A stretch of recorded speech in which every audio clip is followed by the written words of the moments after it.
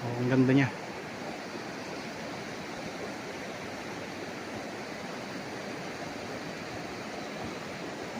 Ito ay 1.4 hectares, tabing ilog po at tabing kalsada. Ayos na ayos. Tabing ilog na, tabing kalsada pa. So pasok na yung sasakyan dito sa loob ng property. Magandang araw po mga kapraps. Nandito tayo ngayon sa bayan ng Mahayhay, Laguna.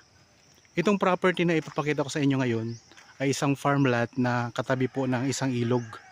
Dito nga po sa Mahayhay. Ito ay tabing kalsada lang mga kapraps.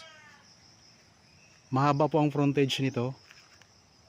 Bali, mayroon itong frontage na nasa mahigit 200 meters. Yan mga kapraps. Itong direksyon na to papunta pa po yan sa iba pang mga barangay dito sa Mahayhay. Tapos dito naman sa kabila mga kapraps, ito yung papunta sa town proper ng Mahayhay. Nasa 10 to 15 minutes travel time po ang biyahe natin papunta sa town proper ng Mahayhay. So yun yung boundary mga kapraps. Ang katabi natin dito ay yung bagong dinidevelop na resort mga kapraps. Katabi yan ng bagong develop na resort.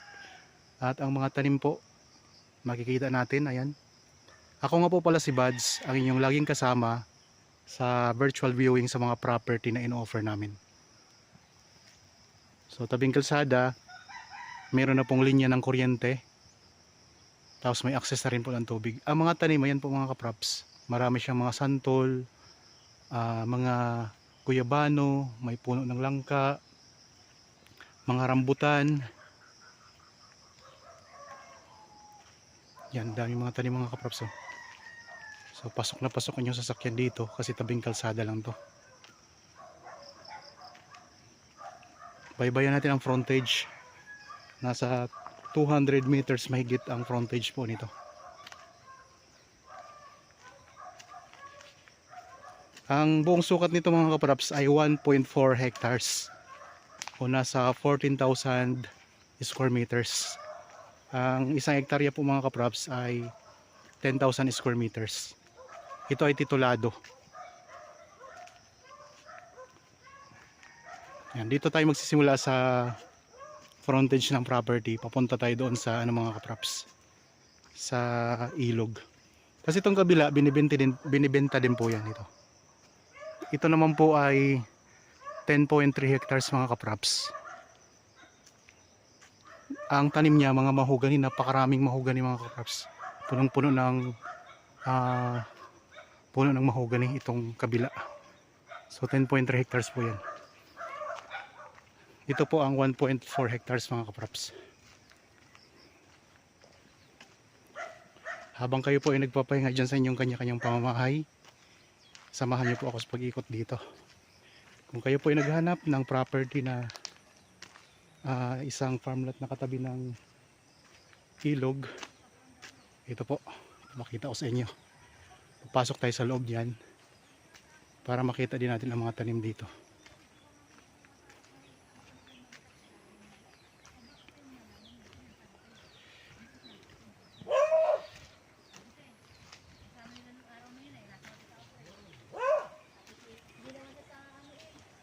Okay, nandito na tayo sa loob ng property. May mga langka, kaimito. Anong puno ito? Ito may mga isang puno dito na malaking puno. May mga nara.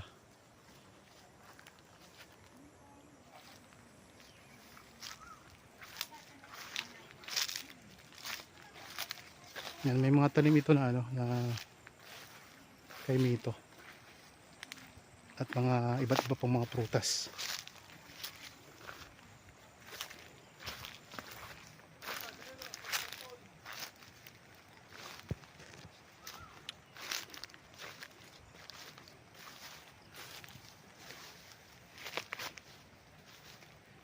Yan, mga tanim mga kapraps, mga gulay, tinamnan nila ng gulay ito ngayon.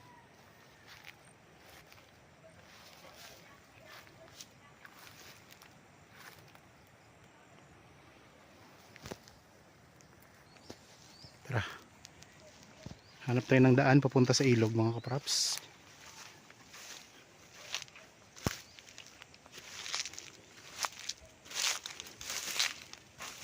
Ano tong mga tanim kuya?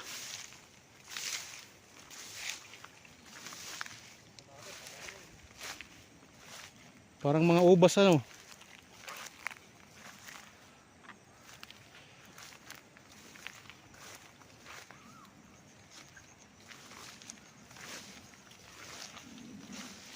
Dami mga rambutan.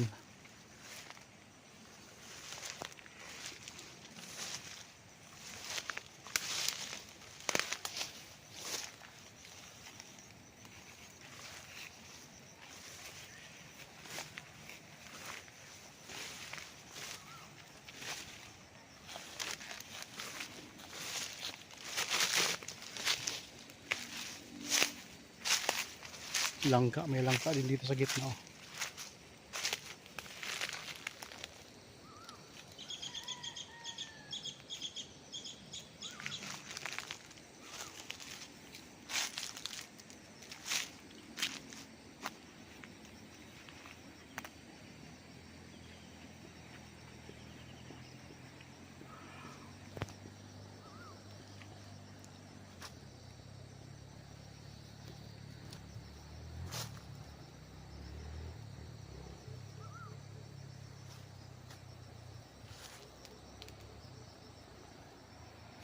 Dito tayo ngayon sa may gitna ng property. So 1.4 hectares ito.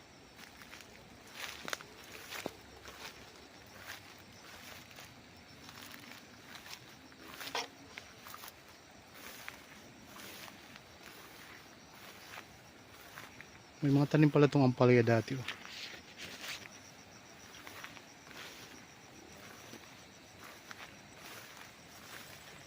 So ano siguro mga tanim dito.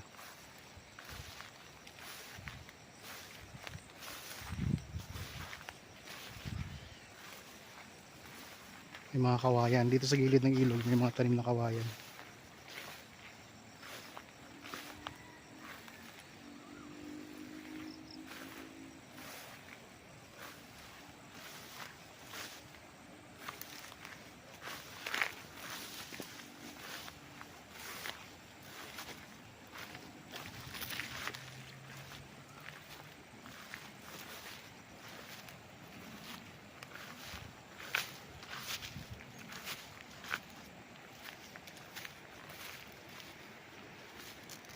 Yan, nilignan natin yung lagastas ng tubig mga kapraps.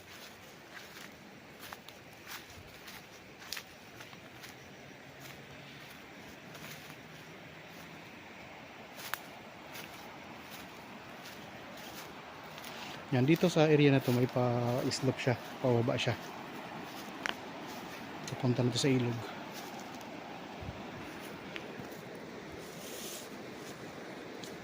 Pwede din tong ano mga kapraps gawing resort.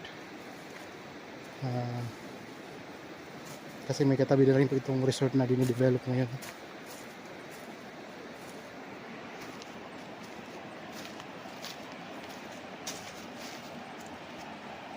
Dito pwede nyo lagyan ng hagdan pababa papunta sa ilog. Pag naalis tong mga kawayan, tanaw na natin ang ilog mula doon sa taas sa ibabaw na part ng property. Yan ito, puno ng kawayan. Oh. Maraming kawayan dito sa gilid.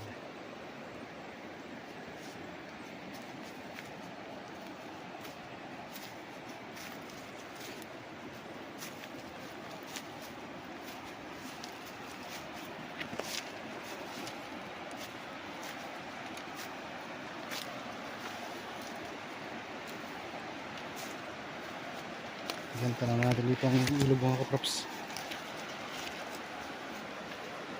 Oh. Ganda. Ang lakas ng agos. Oh. Yan, lapit tayo doon.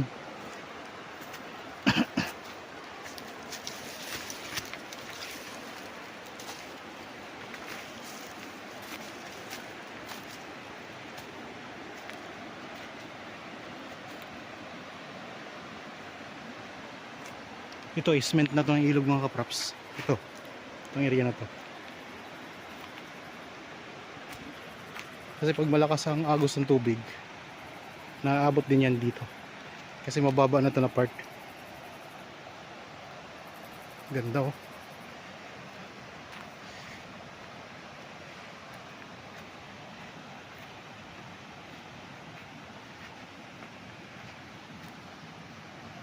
Ganda mga kaprops ah.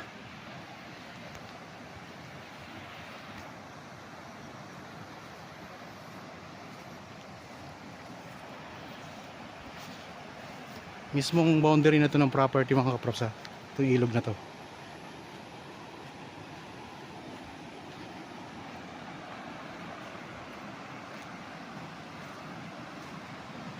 Ganda.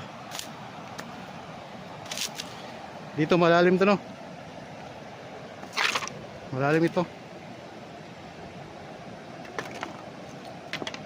Nag-ihaw pa.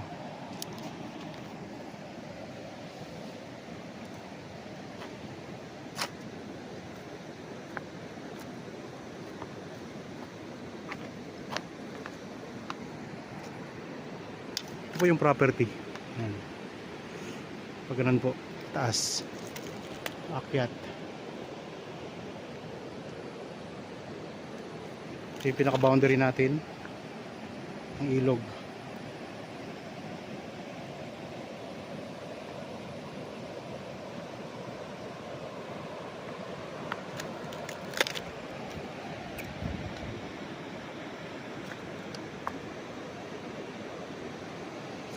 Dito po, pag dito po siya mga kaprops. Yun ang property. Dito tayo sa cement ngayon ng ilog mga kaprops. So pag katapat ng property ninyo, pwede nyo po yung gamitin. Kagaya po yung resort na katabi. Bali ang katabi niyang, ang katapat niya nilagay niya ng mga cottage. So ganun din po dito, pwede nyo gawin ng kapariho ng ginagawa ng katabi nyo. Pwede nyo lagyan ng cottage ito mga kaprops.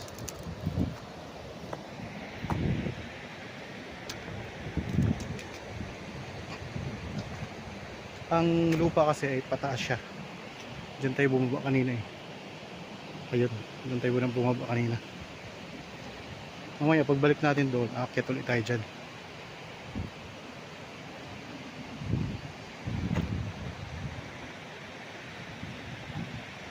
Punta ulit tayo sa tabing ilog.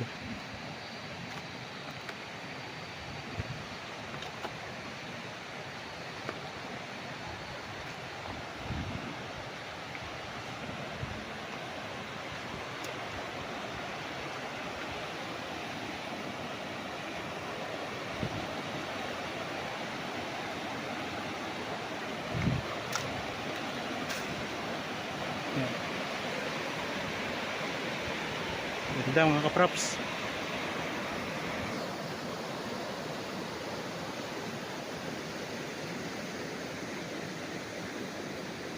Ano po yung property? Yan. So mula po doon, yun yung nakaharap sa ilog. So ganito po. Yan doon mga kaprops. Yun yung boundary naman.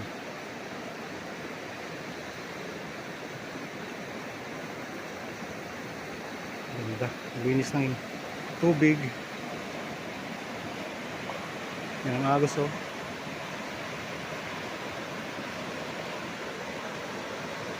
Ayun, sa mga bago pa lang dito sa aking channel, yung mga napadaan lang po, pasuyo naman po mga kaprops, subscribe naman po ng aking YouTube channel para palagi po kayong updated sa mga ipopost ko pa ng mga bago. At malay nyo po, dito kayo makakahanap sa aking YouTube ng inyong gustong property na gagawing investment. So marami po tayong nakapost dyan. Kung sakaling gusto nyo mamili, pwede pa kayo mamili dyan mga kaprops. Iba-ibang presyo, iba-ibang sukat, iba-ibang location sa Laguna. Kung kayo naman po ngayon mga viewers, yung mga masusugid kong tagapanood sa aking mga bagong upload, aking mga video, kung may mga property din kayong gustong ibenta, pwede rin po kayong mag-text, kayo mag-chat sa amin para makuha na namin ng video ang inyong property. Oh, ang ganda niya.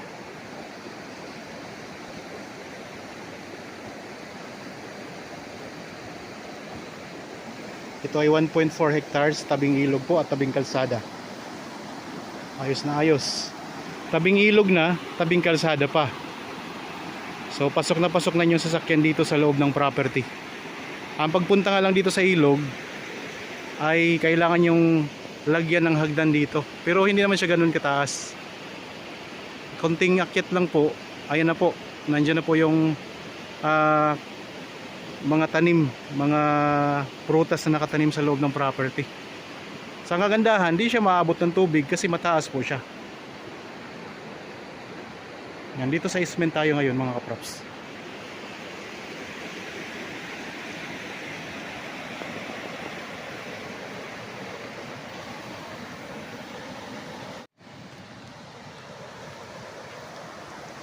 Okay po mga kaprops, balik na tayo doon sa loob ng property. Okay, kukuhanan ko pa rin siya ng video paakyat para makita nyo po.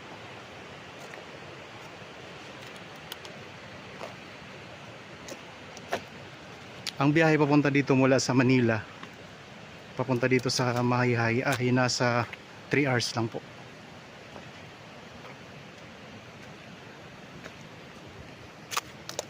Pero kaya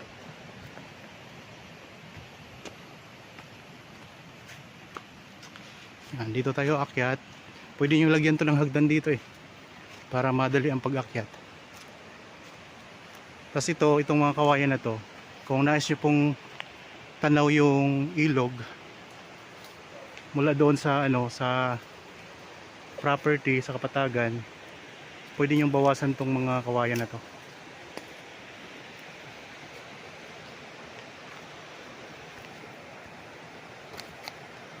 Yan, matatanaw natin yung ilog dyan.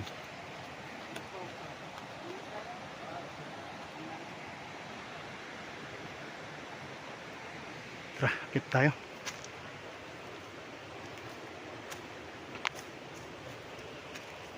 Elevated mula sa ilog ang property.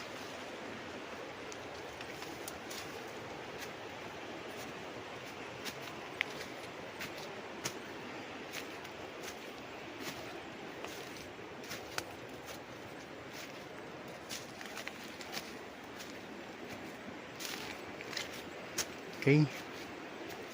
Ayan, ilang hakbang lang. Sarap pakinggan ng lagaslas ng tubig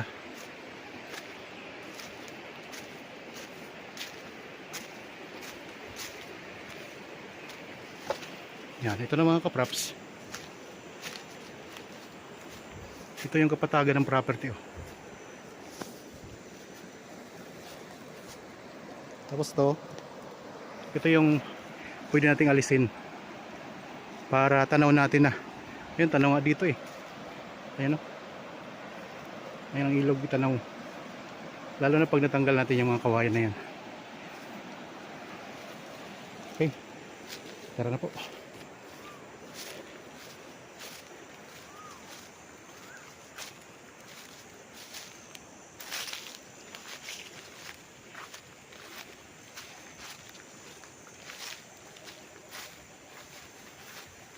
Yan ang mga rambutan.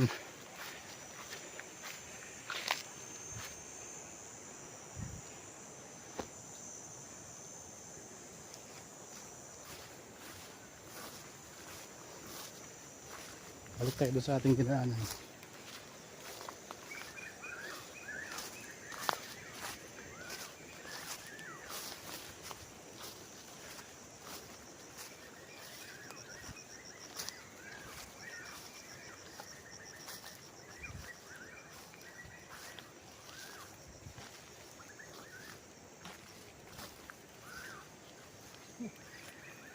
Tinamnan dati ng ampalaya.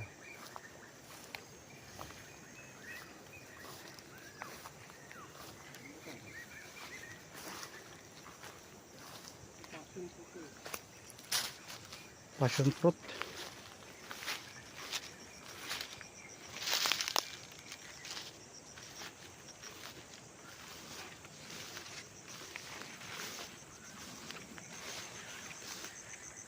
Daming mga rambutan dito.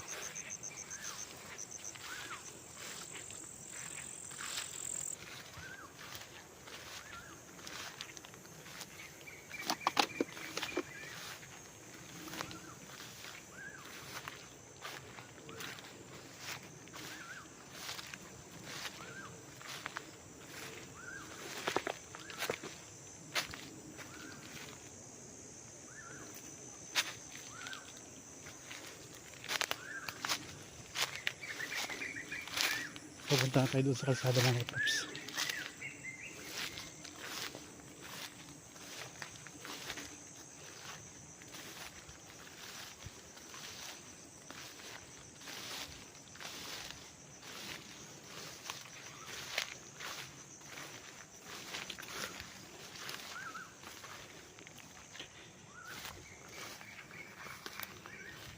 Ganun.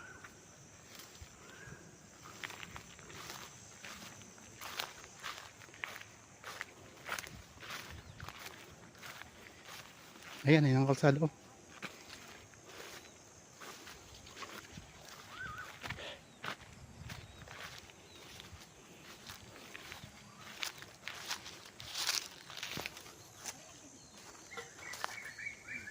Dito na tayo.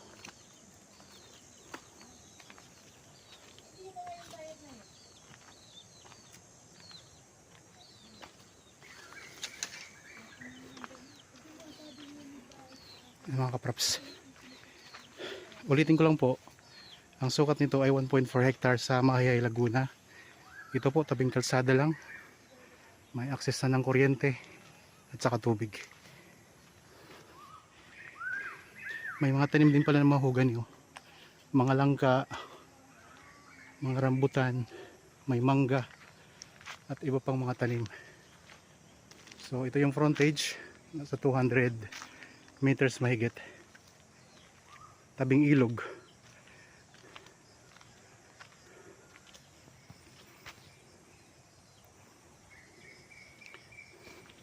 Okay mga kapraps, dito na tayo ulit ngayon sa kalsada.